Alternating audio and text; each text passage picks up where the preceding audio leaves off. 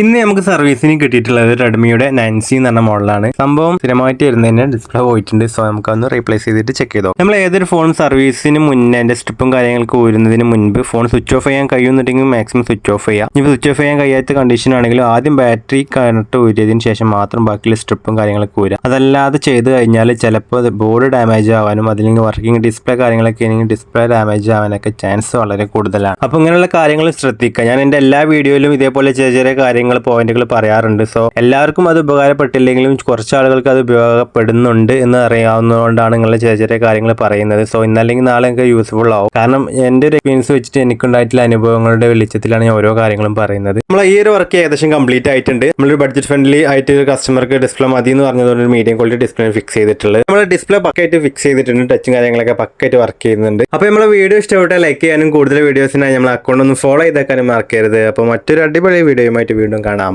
By.